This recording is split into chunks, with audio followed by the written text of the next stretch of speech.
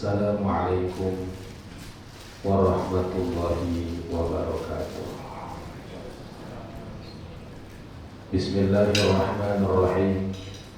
Alhamdulillahi rabbil alamin.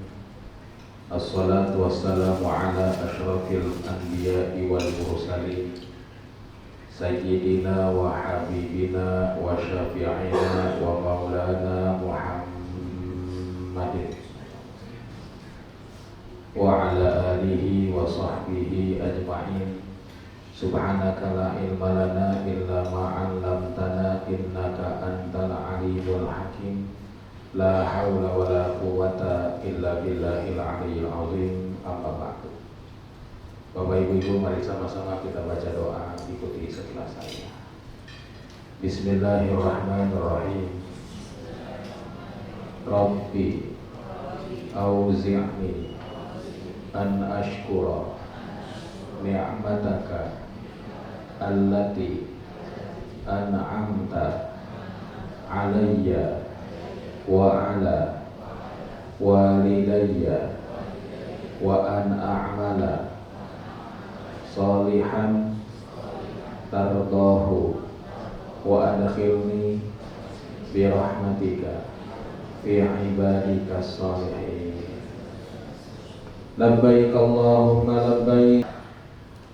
Hadratul muhtaramin, para asatidz yang saya hormati, Al-Mukarram Ustaz Abdul Khalid dan Al-Mukarram Ustaz Ramdhani, Bapak-bapak, ibu-ibu, tamu-tamu Allah yang semoga mendapatkan kecurangan ridho dan rahmat Allah Subhanahu wa taala. Para jamaah Allah, bahkan makin dekat ke keberangkatan makin muncul rasa takut, rasa khawatir. Apalagi tetangga suka nakut-nakuti kalau pergi ke umrah tuh. Kalau pergi umrah ya iya, awas loh. Kalau itu tukang mukul bisa dipukul. Kalau itu tukang nyubit di sana, dicubit. Akhirnya jamaah Indonesia banyak yang stres ketika mau berangkat umrah. Kenapa? Takut dibalas. Maaf Bapak Ibu, Allah tidak pernah bayar kontan dosa manusia di muka bumi ini. Kalau Allah baperan benar kayak saya, satu dosa langsung dibayar kontan di muka bumi ini. Gak usah besar-besar dah. Satu dosa langsung dibayar kontan dengan satu bisul aja. Insya Allah kita bisulan semuanya.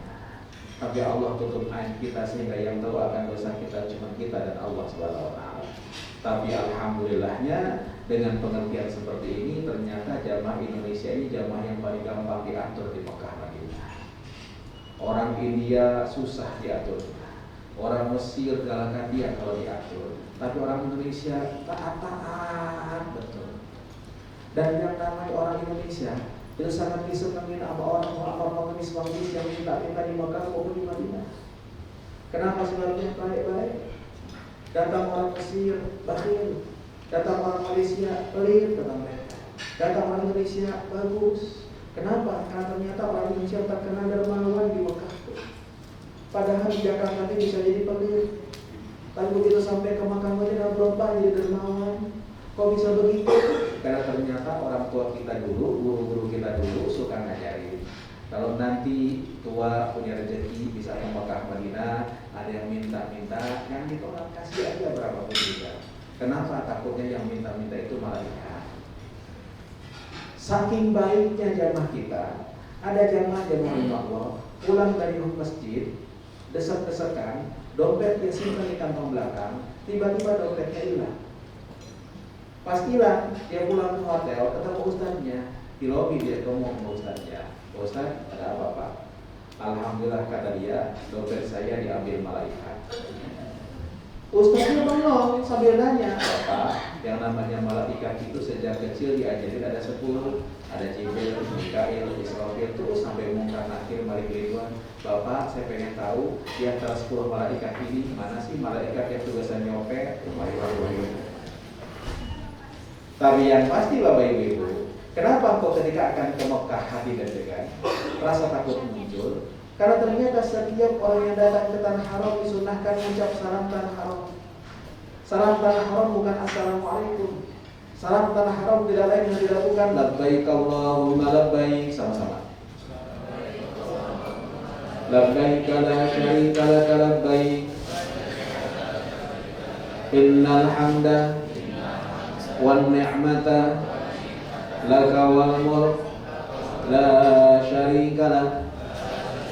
Nah, Bapak Ibu, salam ini dijawab oleh para malaikat. Dan jawaban malaikat ada dua. Jawaban pertama, kata malaikat, labbaika wa sa'daika, silahkan tamu Allah masuk kebahagiaan buat dirimu. Namun ternyata tidak sedikit orang yang datang ke tanah haram, bajunya dia ganti dengan baju ihram, kakinya melangkah masuk tanah haram. Malaikat menjawab dengan jawaban la labbaika wa la sa'daika. Siapa yang manggil ente? Jasadnya sampai ke Mekah, ruhnya ditolak oleh Allah SWT. Kenapa kok bisa ditolak? Malaikat katakan zaduka haram, bekal yang kau bawa uang haram. Rahilatuka haram, ongkos yang kau bayarkan uang haram. Karena itu jemaah rahimahullah, awalilah perjalanan kita dengan nanti malam sholat sunnah taubat. Tengah malam ataupun sepertiga malam terakhir silahkan sholat sunnah 2 rakaat, lalu sujud minta ampunan pada Allah, beristighfar. Tambah setelah itu sholat sunnah hajat. Kenapa? Karena kita berhajat untuk bisa selamat sampai ke Mekah Madinah, bahkan sampai pulang ke tanah air Indonesia. Sebelum berangkat besok ke bandara, sempatkan di rumah masing-masing untuk sholat sunnah safar 2 rakaat. Dan bagaimana sholat sunnah safar itu? Sholat sunnah safar itu sholat sunnah 2 rakaat sebelum berangkat. Niatnya bagaimana, Ustaz? Niatnya usolli sunnatan lis-safari rakaataini lillahi ta'ala. Gak bisa Ustaz pakai bahasa Arab, pakai bahasa Indonesia. Niat saya sholat sunnah safar 2 rakaat karena Allah Subhanahu wa ta'ala. Rakaat pertama setelah baca surat Al-Fatihah, Bapak Ibu silahkan baca surat Al-Kafirun. Rakaat kedua setelah baca surat Al-Fatihah, Bapak Ibu silahkan baca surat Al-Ikhlas. Kalau Bapak Ibu tidak hafal surat Al-Ikhlas, maka Bapak Ibu boleh menggantinya dengan membaca Qul Hu. Kenapa Bu? Sama. Mohon maaf, nenek-nenek di Badi Stalin, saya kemarin ngisi pengajian di Ciputat. Mohon maaf, nenek-nenek di Ciputat nggak hafal surat Al-Ikhlas. Tapi kalau surat Al-Qul Hu, baca. Nah, para jemaah rahmatullah, Bapak Ibu, insya Allah besok Bapak Ibu akan terbang ke Dubai terlebih dahulu dengan menggunakan pesawat EKA 357 yang insya Allah akan terbang pada jam 17.40 waktu Jakarta. Jam berapa? 3 jam sebelum keberangkatan. Mohon sudah berada di Bandara Soekarno-Hatta. Di sekitar jam 2-an Bapak Ibu sudah berada di Bandara Soekarno-Hatta. Di mana Pak Ustaz? Bandaranya kan gede. Di Terminal 3. Sebelah mana Terminal 3-nya? Bapak Ibu ketika nanti turun Terminal 3, masuklah cari restoran sate khas Senayan. Kalau sudah ketemu restoran sate khas Senayan, kumpul di depannya. Yang di dalamnya dia mau di mana? Di depannya. Ya kan? Insya Allah paspor akan dibagikan besok. Boarding pass akan dibagikan besok. Tapi mohon maaf, Emirat ini cukup ketat untuk bagasi. Artinya orang yang bersangkutan harus melihat bagasinya dimasukkan. Makanya besok mungkin petugas Emirat akan manggil yang jamaah tersebut untuk melihat bagasinya masuk. Tas cabin kalau sekarang masih di rumah, besok boleh dimasukkan bagasi. Enakan bagaimana Ustaz? Kalau nggak ada yang dibuka, ngapain dibawa ke atas? Belum enakan santai, masukin aja bagasi besok. Tapi ingat, apapun yang masuk bagasi tidak boleh ada power bank di situ. Kalau ada power bank di dalam tas bagasi, 2 kemungkinannya. 1, tas tersebut tidak diterbangkan. 2, tas tersebut dibongkar oleh otoritas bandara. Itu para jemaah. Power bank bawa ke cabin, insya 17.40 waktu Jakarta Bapak Ibu, itu belum masuk waktu maghrib. 5 menit lagi baru masuk waktu maghrib. Karena belum masuk maghrib, tolong jangan sholat maghrib dulu. Kenapa sebabnya? Karena pernah kejadian 17.40 mau masuk ke pesawat, tiba-tiba ada jamaah sholat. Di mana? Di suasana tempat tunggu. Selesai sholat saya tanya, Bapak sholat apa? Sholat maghrib Pak Ustaz. Jakarta 5 menit lagi baru masuk sholat maghrib. Dijawab sama si bapak, Pak Ustaz, Anak SD sebelum bel masuk udah di kelas duluan ya. Tolong sholat maghribnya di mana? Begitu nanti pesawat terbang jamaah imam masuk sholat maghrib, niatkan di hati akan menjamak takhir sholat maghribnya nanti di Dubai. Jamak takhir niatnya fil waqtil awal, di waktu yang pertama. Jadi begitu masuk waktu maghrib, selamat waktu maghrib, niatkan di hati, saya mau sholat maghrib jamak takhir di Dubai nanti dengan isya. Sampai di Dubai, udah masuk hotel sekitar jam 11 jam 12-an, Bapak Ibu bisa sholat maghrib dulu baru kemudian isya, atau isya dulu baru kemudian maghrib. Boleh jamak takhir seperti itu. 8 jam Bapak Ibu berada di atas pesawat. Tolong Bapak Ibu nanti yang namanya paspor jangan diletakkan di kantong belakang kursi.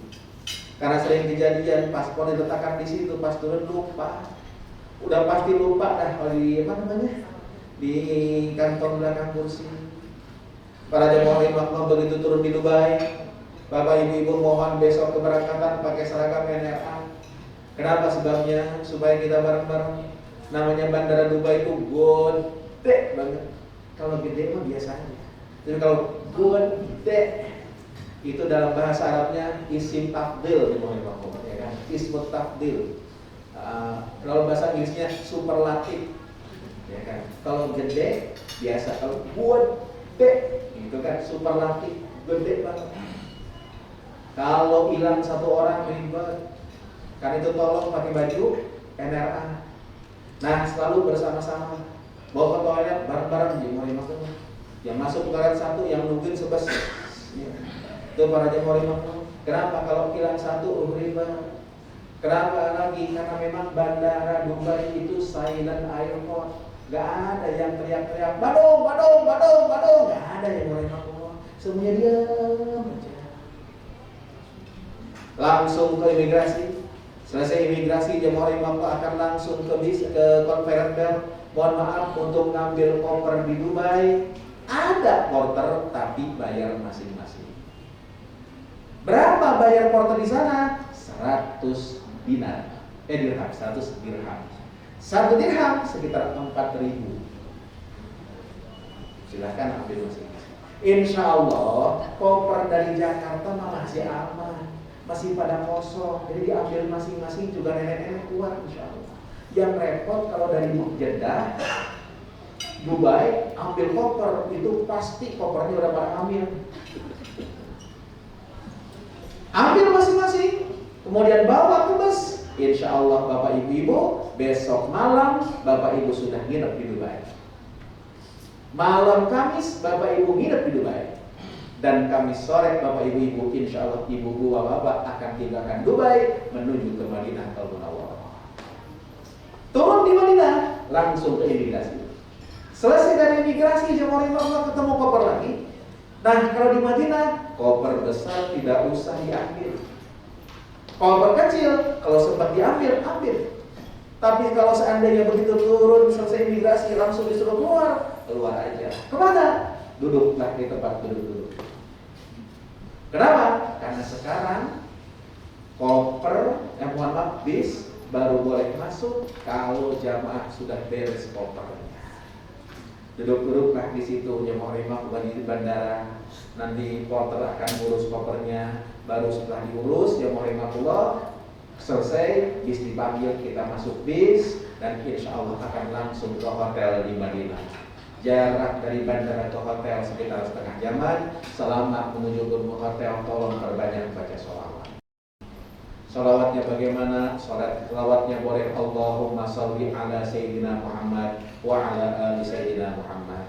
Boleh juga Allahumma salli ala Muhammad wa ala ali Muhammad. Mau pakai Sayyidina boleh, enggak juga enggak apa-apa. Yang penting jangan ribut berebut Sayyidina.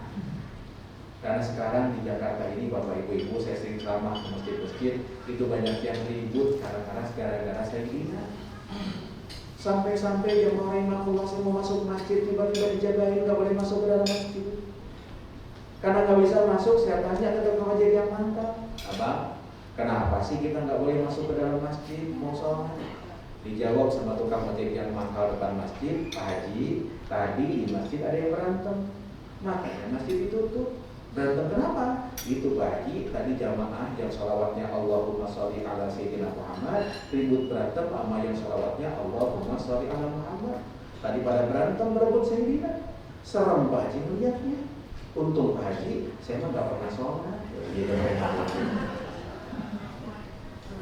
Nah, jamaah rahimahullah, begitu sampai di perbatasan tanah haram kota Madinah, bapak ibu-ibu silahkan munajat. Bismillahirrahmanirrahim sama-sama. Allahumma inna hadza haramu nabiyyika Muhammadin sallallahu alaihi wasallam. Allahumma taqabbal ziyaratana. Setelah kita munajat, biarkan hati kita bicara, ya Allah, di depan saya kota Madinah, kotanya Rasulullah SAW. Saya umat Rasulullah, saya belum pernah melihat wajah Nabi saya.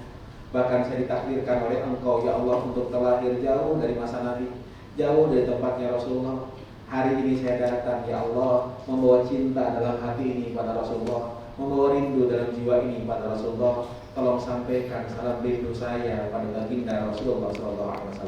Seraya perut kita membaca salawat, ya Nabi, salam alaika, ya Rasul, salam alaika, ya Habib, salam alaika, salawatullah alaika, ya Nabi, salam alaika, ya Rasul, salam alaika, ya Habib, salam alaika, salawatullah alaika. Terus kita baca salawat sampai kita di hotel. Begitu sampai di hotel, koper besar buku Pak tidak usah diambil.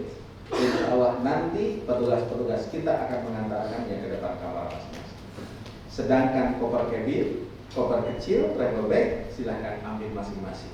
Pokoknya setiap check-in, check-out, travel bag selalu dalam pegangan kita semua. Koper besar, insya Allah diatur petugas. Yang penting di Madinah ini Bapak Ibu-Ibu tidak lain dan tidak bukan adalah ziarah ke makam Nabi. Dan ziarah ke makam Nabi ini bapak-bapak boleh kapanpun juga 24 jam. Karena jalurnya khusus. Ibu-ibu pun juga sekarang boleh mendekat ke masjid ke kubur Nabi. Karena sekarang Bapak Ibu-Ibu semenjak kajian kemarin, ba'da subuh Masjid Nabawi disterilkan dari laki-laki. Khusus untuk perempuan. Ba'da Isya laki-laki diusir semuanya dari Masjid Nabawi untuk perempuan, tapi tidak bisa masuk ke Raudhah. Masuk ke Raudhah sekarang harus punya tasreh, punya surat izin. Ustaz, apakah boleh saya download aplikasi Nusuki? Silahkan. Tapi kalau Bapak Ibu pakai aplikasi Nusuki, insya Allah baru dapat tempat 2 minggu lagi. Udah pulang. Karena itu gak usah kecil hati, dan RA insya Allah akan ngurus tasrehnya, akan ngurus surat izinnya. Namun kalau sudah keluar surat izinnya, ditentukan waktunya, tolong tepat waktu kumpul. Kenapa? Sekarang setiap orang yang datang ke Madinah hanya diperbolehkan 1 kali masuk ke Raudhah. Tidak ada waktu, tidak ada pada waktu ditentukan, maaf, tidak bisa masuk ke Raudhah lagi. Alhamdulillah, dengan seperti ini Raudhah lebih lengang. Kita bisa sholat dengan tenang di sana, insya Allah. Kalau bapak-bapak ibu-ibu sudah ditentukan waktunya, tolong tepat waktu kumpul. Dan saya ingatkan ke bapak-bapak, tolong ketika akan ziarah ke makam Nabi, akan sholat di Masjid Nabawi, akan sholat di Masjidil Haram, tolong pakai baju yang terbagus. Masa dipanggil bupati pakai dasi? Ngadep pos rapi, keren. Kondangan pakai batik keren. Giliran sholat mau ziarah ke makam Nabi pakai kaos oblong. Ada tulisannya lagi di belakang kopi kapal api. Astagfirullahaladzim.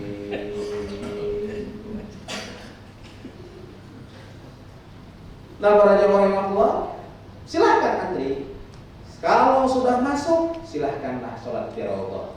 Nah, raudhah itu kata Nabi, ma baina baiti wa mimbari raudhatun min riyadil jannah. Antara rumahku dan mimbarku itu bagaikan taman di antara taman surga. Dulu karpetnya hijau, yang lainnya merah. Sekarang karpet Masjid Nabawi semuanya hijau. Dan raudhah yang mana dong? Raudhah itu yang disekat. Yang masuknya harus antri ya mohon. Kalau sudah masuk ke raudhah, silahkan sholat sunnah 2 rakaat. Sholat sunnah apa? Sholat sunnah mutlak. Usolli sunnatan raka'ataini lillahi ta'ala. Masih ada punya kesempatan? Sholat sunnah 2 rakaat lagi. Sholat sunnah apa? Sholat sunnah hajat. Lalu silahkan munajat di tempat itu ya Allah. Inilah tempat mustajab, tempat munajatnya Rasulullah SAW. Kalau sudah beres doa di raudhah ini, bapak-bapak silahkan keluar dari raudhah, akan lewatin kubur Nabi. Sambil lewatin kubur Nabi, ibu-ibu dari arah belakang, kita ucapkan salam. Salamnya sama dengan salam Allah pada Rasulullah. Bagaimana salam Allah pada Rasulullah? Tiap subuh di masjid-masjid suka mengumandangkan sholawat. Isinya penjelasan tentang sholawat Allah pada Rasulullah. Wa ilal muntaha rufi'ta kariman wa sami'tan nidaa 'alaika salam.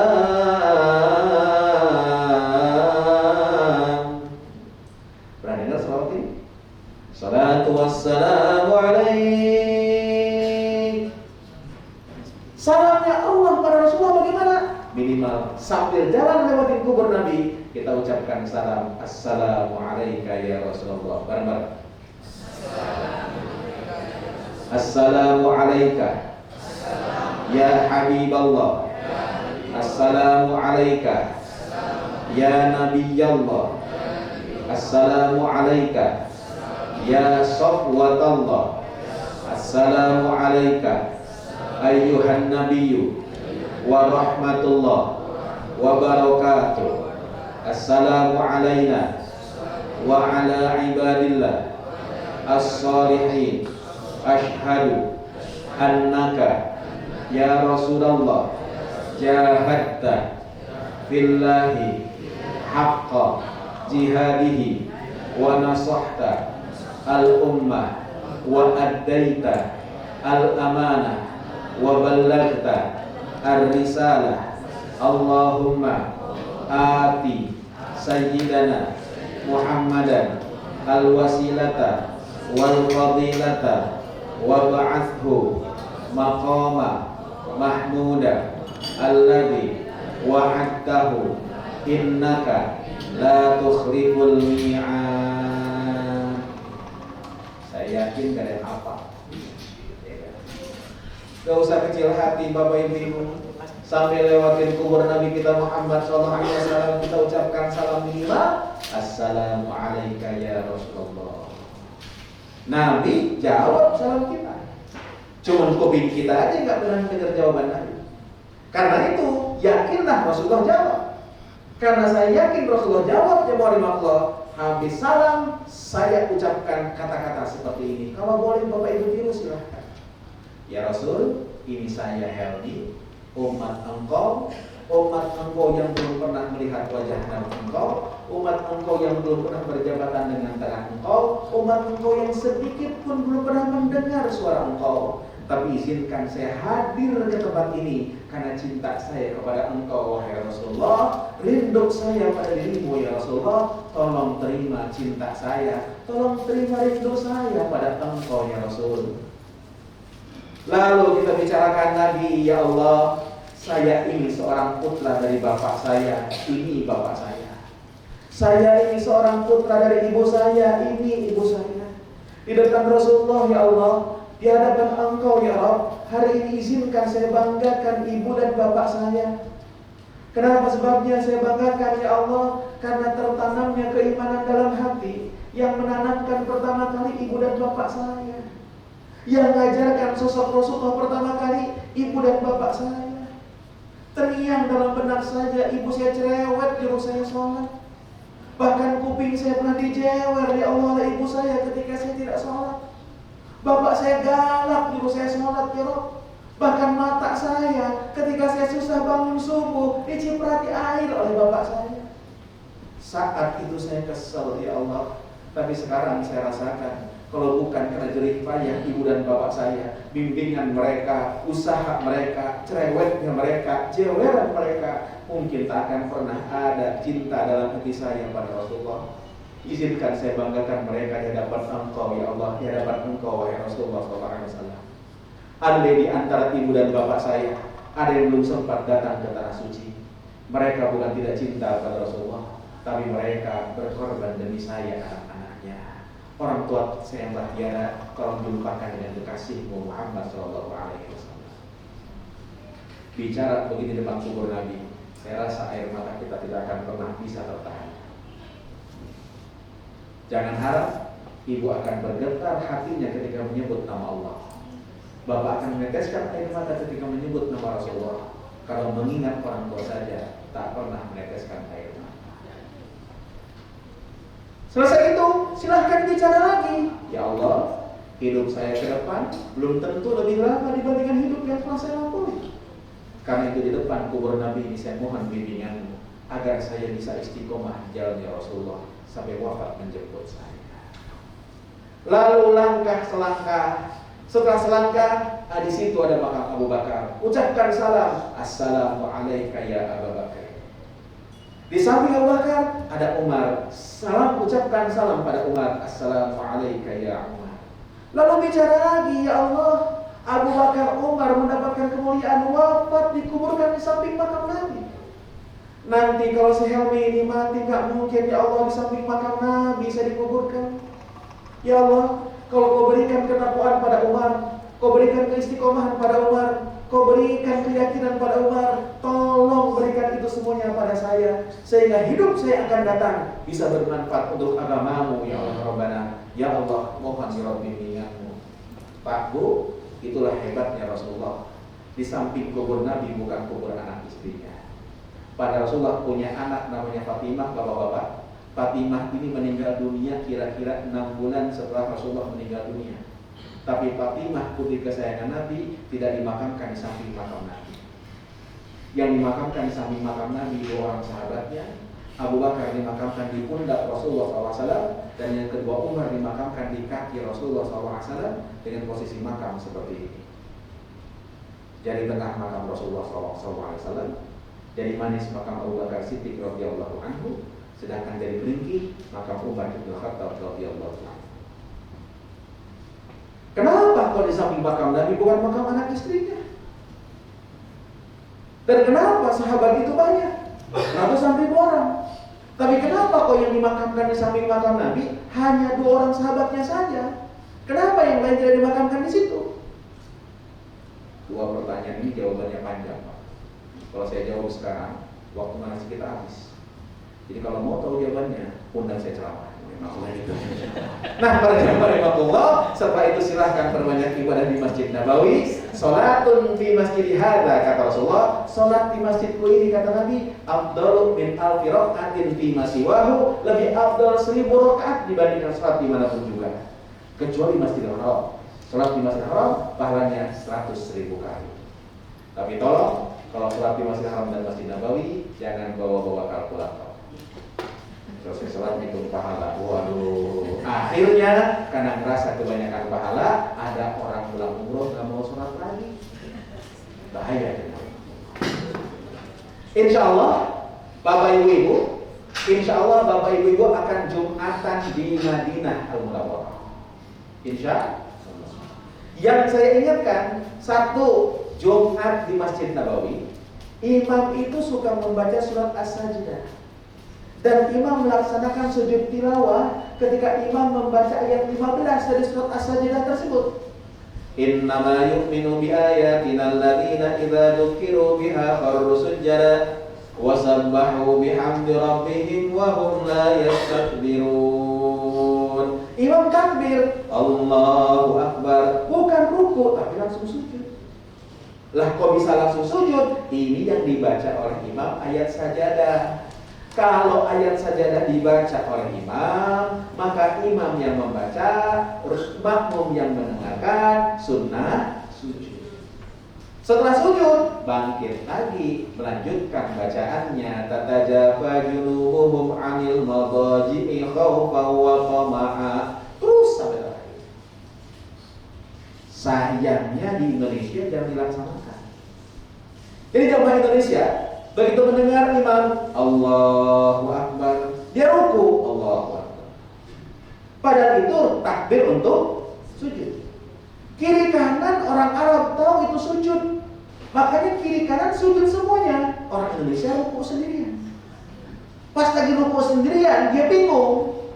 Nengok kanan, nengok kiri. Di sana ada orang Sukabumi, lagi bingung juga, nengok juga. Akhirnya mata ketemu mata, kasih kode. Tolong jangan kejadian lagi gini. Kalau imam besok Jumat rakaat pertama subuh membaca surat As-Sajdah yang diawali dengan kalimat Alif Lam Mim, ini berarti imam akan melaksanakan sujud tilawah. Tolong kalau imam takbir sujud, ikut sujud. Tidak ikut sujud, batal sholatnya. Ustaz ketika sujud baca apa? Bacaannya khusus. Sajada wajhi lillazi khalaqahu wa sawwarahu wa syaqqa sam'ahu wa basarahu bihaulihi wa quwwatihi fatabarakallahu ahsanul khaliqin. Ustaz enggak hafal, ya udah baca subhanallah. Ustaz lupa, diem. Yang penting sujudnya bukan bacanya. Pak Bu, Jumatan, ibu-ibu boleh Jumatan, ikut. Dan kalau sudah Jumatan, ibu-ibu tidak usah sholat zuhur lagi. Jumat di Masjid Nabawi, adzannya 2 kali. Dan 1 jam sebelum adzan, maaf, Masjid Nabawi sudah full, ditutup jam imam di halaman. Dan halaman kondisinya panas sesuai. Di Jakarta aja udah welcome kayak begini, apalagi di Madinah. Itu ya Pak. Insya Allah Bapak Ibu akan 3 malam di Madinah. Nanti akan diatur Sabtunya untuk keliling kota Madinah, datang ke Baqi, Masjid Quba dan yang lainnya. Yang mau rimakno mohon diatur, yang mau rimakno nanti waktunya. Dan maaf, bis itu kadang-kadang di Madinah Mekah tuh gak ada tempat parkir. Jadi kalau mau check out, mau city tour, nanti jamaah harus kumpul di lobby baru bisa dipanggil. Insya Allah malam Jumat, malam Sabtu, malam Minggu Bapak Ibu di Madinah. Dan Minggu siang insya Allah Bapak Ibu akan tinggalkan kota Madinah. Sebelum umrah disunahkan 1 mandi terlebih dahulu. Mandinya mandi biasa seperti mandi besar, tapi niatnya beda. Niatnya bagaimana? Bismillahirrahmanirrahim, sama-sama. Nawaitul ghusla sunnatan lil ihrami lillahi ta'ala. Gak bisa pakai bahasa Arab, pakai bahasa Indonesia. Niat saya mandi sunnah ihram karena Allah Subhanahu wa ta'ala. Dari ujung rambut sampai ujung kaki silahkan dibersihkan. Kuku-kuku yang panjang silahkan potong. Kumis ataupun bulu-bulu yang lain yang enggak rapi, rapihkan. Lalu kalau Bapak Ibu punya minyak wangi, punya wangi-wangian, pakaiin wangi-wangiannya di badan sewangi-wanginya. Masuk Masjidil Haram, Masjid Nabawi untuk sholat zuhur berjamaah. Ikut imam sholat zuhurnya. Selesai sholat zuhur, bangun lagi sholat asar 4 rakaat jamaah takbir. Kembali ke hotel, makan siang, dan insya Allah jam 2 siang bis akan berangkat menuju ke Mekah. Semua jamaah sudah pakai baju ihram walaupun belum berniat ihram. Niatnya di mana? Di Bir Ali nanti. Tapi bapak-bapak saya anjurkan untuk sudah tidak pakai daleman lagi. Kenapa kok bisa begitu Pak Ustaz? Kan bukan niatnya di situ. Iya, bukan niat di situ. Tapi seringkali jamaah datang ke saya. Ustaz, saya masih pakai daleman ya. Nanti aja dicopotnya dah kalau mau niat di Bir Ali. Ah, enggak Pak, kata saya. Di Bir Ali dia lupa. Bisnya enggak bareng sama saya. Berangkatlah tuh bis ke Mekah. Sampai di Mekah dia turun bis. Saya juga turun bis. Begitu dia nengok belakang melihat saya, pas lihat muka saya baru terikat celana dalam. Dia datang ke saya, Ustaz, saya masih pakai celana dalam. Saya bilang copot celananya, bayar dam. Karena itu hati-hati. Bapak-bapak besok ketika bapak-bapak naik bis Ustadz akan berdiri di pintu bis untuk ngerazia bapak-bapak. Tidak boleh. Insya Allah jam 2 siang Bapak Ibu akan tinggalkan kota Madinah Al-Munawwarah. Kemana? Ke Mekah. 6 km dari hotel Madinah akan berhenti di sebuah tempat, di sebuah masjid. Nama masjidnya Bir Ali. Wilayahnya namanya Dzulhulaifah. Tempat ini ditunjuk oleh Allah melalui lisan Nabi untuk apa? Untuk jadi tempat starting point umroh. Jadi kalau mau umroh, mulainya tuh di situ berniatnya. Silakan yang sehat, yang kuat turun dari bis, masuk masjid, sholat sunnah tahiyatul masjid. Yang tidak kuat duduk di masjid. Kenapa? Yang wajib di Bir Ali niat, bukan sholat. Kalau sudah masuk bis kembali, maka kita akan mulai niat umrah. Bismillahirrahmanirrahim, sama-sama. Labbaik Allahumma umratan. Labbaik Allahumma umratan. Ada juga redaksi yang lain. Nawaitu al-umrata wa ahramtu biha lillahi ta'ala. Mulut berkata labbaik Allahumma umratan, yang wajib itu hati berikrar saya niat umroh karena Allah Subhanahu wa taala. Kalau bapak-bapak, ibu-ibu sudah niat umroh ini, berarti bapak ibu sudah tanda tangan kontrak dengan Allah. Maaf, kontrak ini tidak boleh dibatalkan. Gak boleh tuh Pak. Begitu sampai di Mekah bapak ngomong begini, Ustaz saya nggak jadi aja umrohnya ya, karena capek, saya lagi ramai banget, nggak bisa. Apapun yang terjadi harus diselesaikan.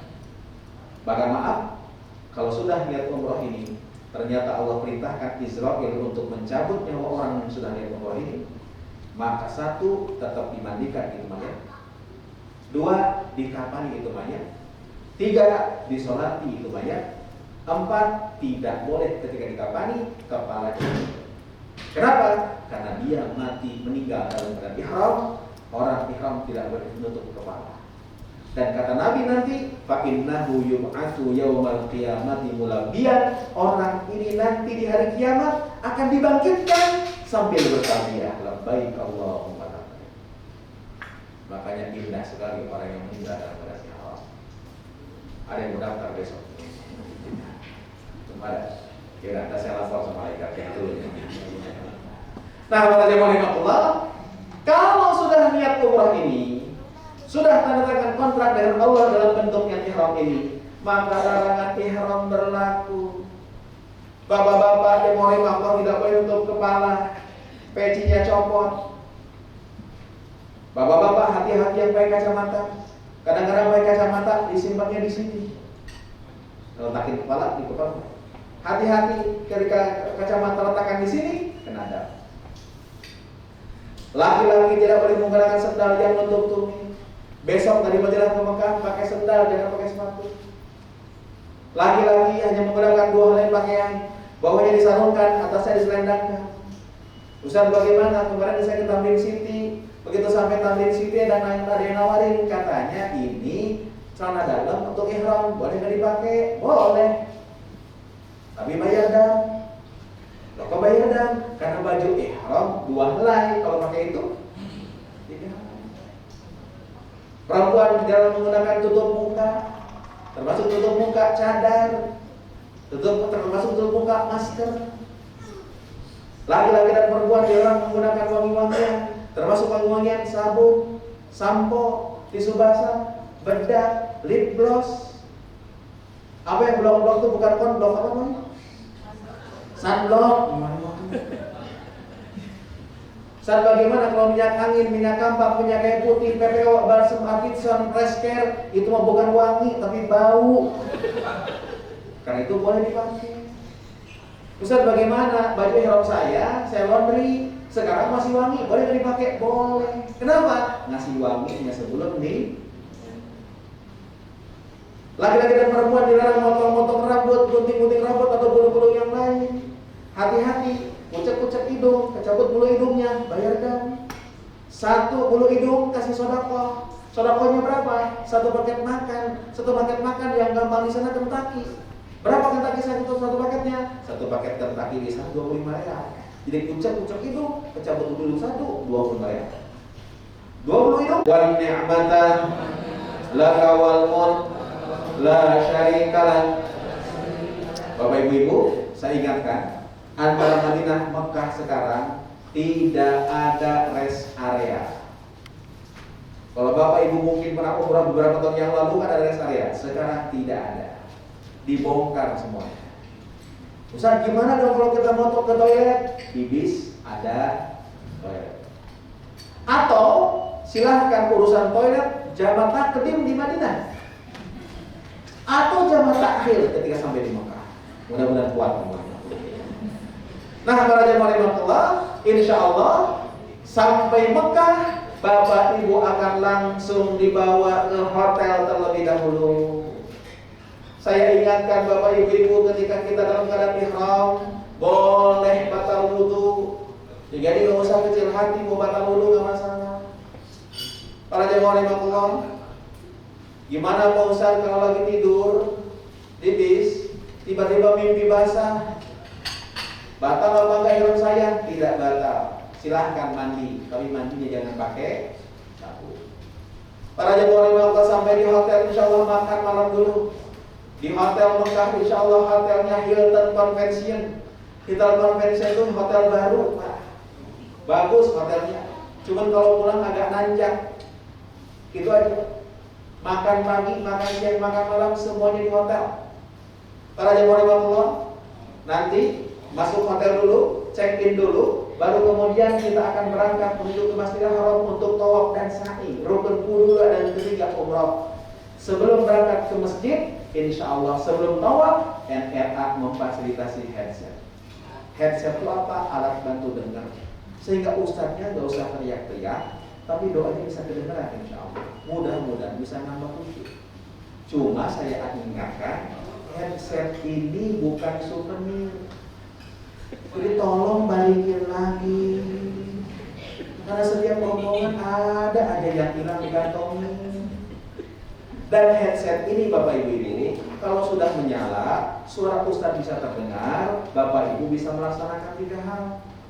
Satu, ketika ada kedengaran Bapak Ibu Ustaznya doa, cukup Ibu membaca amin, amin, amin, itu aja. 2, boleh matikan headsetnya, doa sendiri. 3, boleh juga ngikutin doa Ustaz. Kalau Ustaznya berkata Allahumma, boleh ngikuti Allahumma. Tapi kalau ngikutin Ustaz, hati-hati. Beberapa waktu yang lalu saya bawa rombongan umroh, tawaf bareng-bareng 40 orang jamaahnya. Dan mereka semangat ngikutin doa saya. Allahumma, di belakang teriak Allahumma. Tiba-tiba putaran ketiga tawaf, jempol kaki saya diinjak orang Turki. Orang Turki tinggi gede, injak jempol kaki saya. Pas keinjak, Allahumma, aduh, kata saya. Itu jamaah di belakang, Bu, langsung opak Allahumma, aduh. Saya tanya, Bapak, kenapa doanya pakai aduh? Kata dia, Ustaz, kita dengar semuanya. Ustaz, doanya Allahumma. Tenangkan hati, masuk Masjidil Haram, Ka'bah kelihatan. Begitu Ka'bah kelihatan, kita baca doa Allahumma sama-sama. Inna hadza Allahumma zid hadza al-baita ta'ziman wa tashrifan wa zid man 'azzamahu wa syarrafahu mimman hajjahu aw i'tamarahu ta'ziman wa tashrifan wa takriman. Ngadep kiblat sambil jalan bisa jadi, kalau duduk berdiri juga apa, diam pun juga boleh. Silakan munajat, ya Allah, makasih hari ini saya bisa sampai ke Mekah. Saya bisa lihat rumahmu yang suci.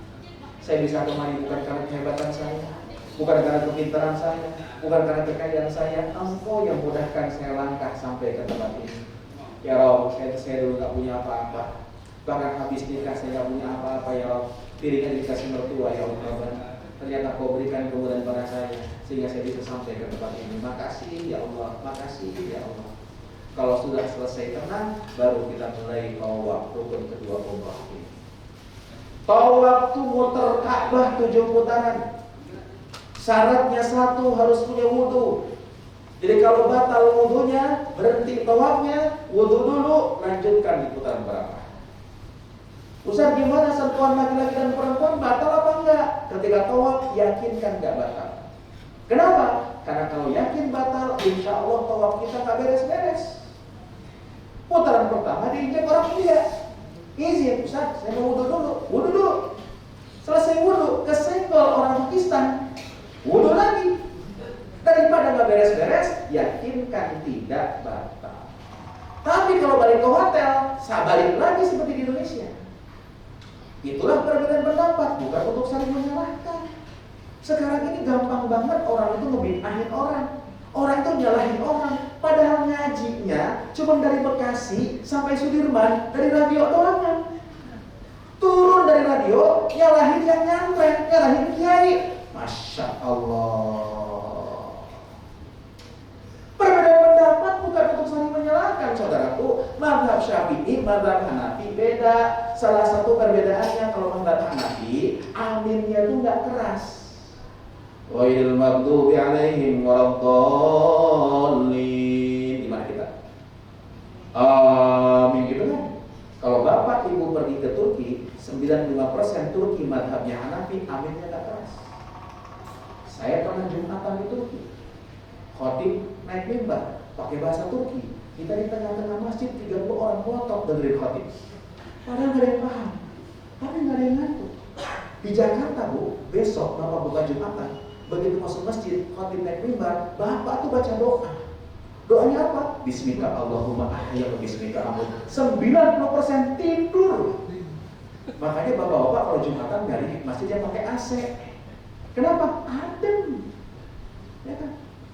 Nah, selesai khutbah, imam maju ke depan. Ghairil maghdubi alaihim waladdallin. Kita 30 orang kebiasaan di Jakarta teriak, amin. Yang lain gak ada yang teriak amin. Selesai sholat, semasjid merototin kita. Jamaah dari saya, Ustaz, kenapa kita diprototin semasjid? Oh Allah, saya baru ingat. Madhab Hanafi aminnya keras, tapi bukan untuk disalahkan. Itu perjalanan ide nih, dititipin doa. Kalau bapak ibu-ibu dititipin doa, masuk Masjidil Haram, masuk Masjid Nabawi, duduk di sana, baca satu-satu, itu amanah. Kalau beres di Muntazam, bapak ibu geser sedikit, ada makam Ibrahim. Sholat di sekitar makam Ibrahim. Kata Al-Quran, wattakhidhu min maqami Ibrahim musalla. Jadikan makam Ibrahim tempat sholat. Sekitar makam Ibrahim tersebut. Kalau di situ penuh, cari tempat yang lain. Tapi afdalnya di sekitar makam Ibrahim. Dan sekitar makam Ibrahim merupakan tempat yang mustajab.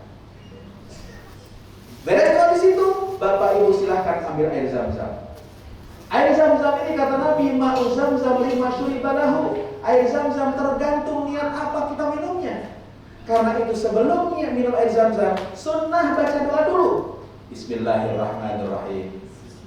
Allahumma barik lana fima razaqtana wa qina adzabannar.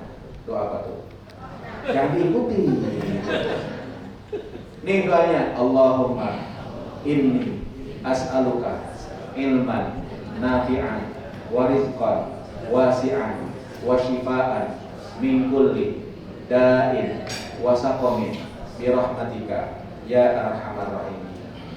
Minum air zam-zam. Sebagai ulama bahkan katakan minum air zam-zam itu berdiri, ilmu Allah. Sunnahnya 3 tegukan. Bismillahirrahmanirrahim. Haus. 1 2 Haus. 3. Bukan aus, nyontoin. Nah, para jemaah Allah, kalau sudah selesai minum air zam-zam, silahkan cari tempat sa'i. Laksanakan rukun umroh yang ketiga, yaitu sa'i. Sa'i jemaah rahimahullah dari Sofa menuju ke Marwah. Sofa menuju ke Marwah. Jarak Sofa ke Marwah sekitar 400 meter. Kalau kali 7 berapa? 2,8. Sanggup kira-kira? Insya Allah. Kalau nggak sanggup, nggak usah kecil hati. Ada orang yang siap mendorongkan. Yang dorongkan itu jamaah Makwa biasanya orang Arab. Dan kalau orang Arab yang dorong, insya Allah dorongnya nggak pakai rem. Takut jamaah Makwa didorong nggak pakai rem, naik ke lantai 2. Ada skuter, bisa aja. Sa'i dari Sofa menuju ke Marwah, dihitung 1. Marwah ke Sofa 2. Sofa ke Marwah 3. Marwah ke Sofa 4. Sofa ke Marwah 5. Marwah ke Sofa 6. Sofa ke Marwah 7. Jadi awal dari Sofa pasti berakhir di mana? Tidak ada doa yang wajib dibaca ketika tawaf sa'i. Diam sah. Baca Quran boleh. Baca sholawat silahkan. Ngobrol sah. Jadi bapak ibu kalau sedang lagi saya ngobrol boleh nggak? Boleh. Tapi apa nggak tempat yang lain nih boleh pulang? Oh masih ngobrol juga. Sa'i tidak disyaratkan punya wudhu. Jadi kalau batal wudhu lanjutkan sa'i. Para jamaah Allah, antara Sofa ke Marwah ada Batnul Wadi. Batnul Wadi itu apa? Pusat lembah. Dulu Hajar ketika letakkan anaknya di dekat Ka'bah. Nah, sebelum dia mencari air, naik dulu ke Bukit Sofa. Lihatin dulu anaknya, oh anak saya masih ada. Jalan ke Marwah. Tiba-tiba jalanan turun. Hajar nggak bisa lihat anaknya lagi. Maka di tempat dia turun, turunan cuma 50, dia lari kecil. Di tempat sekarang tidak ada turunan lagi, tapi ada lampu hijau. Laki-laki sunnah lari kecil, perempuan tidak sunnah lari kecil. Para jamaah Allah, insya Allah kalau sudah selesai di Marwah, silahkan ambil gunting tahallul. Gunting rambut minimal 3 helai. Siapa yang gunting sendiri pun juga boleh. Jadi nggak usah cari orang lain, sendiri pun juga boleh. Para jamaah Allah, kalau sudah selesai di Marwah silahkan kembali ke hotel. Bisa ganti baju ihram, bisa mandi, dan ibadah terbagi Masjidil Haram ada 3. 1 tawaf, 2 salat, 3 natap Ka'bah. Lihatin Ka'bah, insya Allah dapat 20 rakaat. Para jamaah Allah, insya Allah nanti diatur juga untuk ziarah keliling kota Mekah, akan ke Arafah, ke Musdalifah dan tempat-tempat sejarah yang lainnya. Juga akan diatur untuk niat umrah lagi yang mau pengen umrah yang kedua. Karena umrah itu dilaksanakannya khusus, niatnya nggak boleh di hotel, niatnya di tempat yang ditentukan. Ada 3 tempat, Ji'rana, Tan'im, Hudaybiyah. Insya Allah yang difasilitasi bis dari MLA sekaligus city tour ke Ji'rana. Cuma di Ji'rana tidak ada tempat ganti baju. Kan itu tolong jemaah Makwa pakailah baju ihram dari hotel. Di Ji'rana tinggal sholat sunnah, tinggal niat. Untuk umrah yang kedua ini boleh untuk pribadi, boleh untuk mengumrohkan orang lain. Syaratnya orang yang diumrohkan orang yang sudah tidak bisa datang ke Mekah lagi. Entah karena sudah meninggal dulunya atau sudah sepuh. Niatnya bagaimana? Labbaik Allahumma umrohtan an siapa kita sebutin. Satu niat umroh hanya untuk 1 orang. Ustaz gimana? Kalau seandainya yang diumrohkan itu orang tua, bapak atau ibu, tanpa disebutkan nama, aman. Karena ibu dan bapak jelas. Tapi kalau yang disebutkan itu kakek, yang diumrohkan itu kakek, tolong sebutin nama kakeknya. Kenapa? Karena kakek ada 2, kakek dari bapak, kakek dari ibu, begitu pun juga nenek.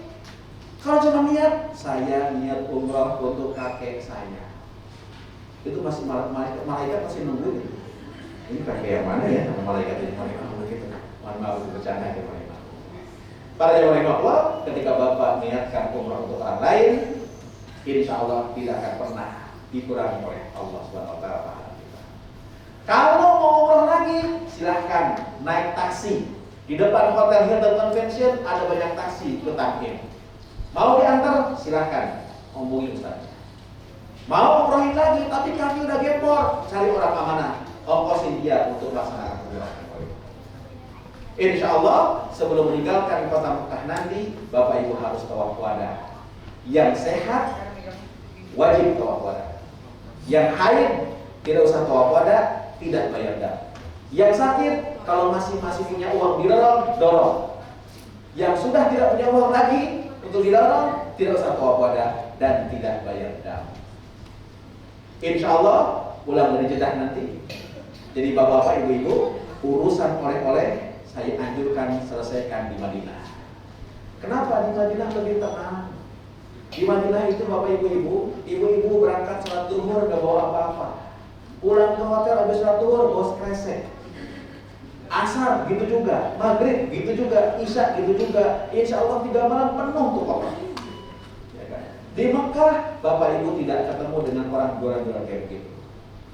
Gak ketemu mall jauh. Kalau belum selesai juga urusan oleh-oleh, mendingan Tanah Abang. Ibu bapak, kepulangan nanti bapak ibu akan transit di Dubai hanya 2 jam. Karena itu begitu transit di Dubai, saya anjurkan bapak-bapak, ibu-ibu khususan tolong pakai kacamata kuda. Dan kenapa usah pakai kacamata kuda? Karena yang namanya bandara Dubai mall, transit cuma 2 jam. Pindah dari gate ke gate yang lainnya aja udah hampir 2 jam. Kalau nggak pakai kacamata kuda, lihat kanan sel, lihat kiri diskon, khawatir nyangkut. Padahal mohon maaf nggak ada panggilan-panggilan. Itu para jemaah yang saya ingatkan. Insya Allah sampai di Jakarta akan dapat air zam-zam masing-masing 5 liter. Jemaah Allah, bapak ibu-ibu, saya tidak mendampingi rombongan ini. Rombongan ini adalah oleh teman saya, para Ustaz Haji Ramdhani, jemaah Allah. Ya, jadi saya yang isi manasik aja, yang berangkat beliau insya Allah. Bapak ibu-ibu yang saya ingatkan, di Dubai nanti, bapak ibu-ibu harus bayar tip ke guide lokal. Ini kalau kita tur kemana-mana sudah begitu. $5 per hari, $3 buat guide, $2 untuk supir. 2 malam 2 hari di sana berarti sekitar $10. Boleh pakai rupiah sekitar 150.000. Nanti kumpulkan ke Ustaz Ramdhani, nanti akan di itu. Baik, saya kira begitu.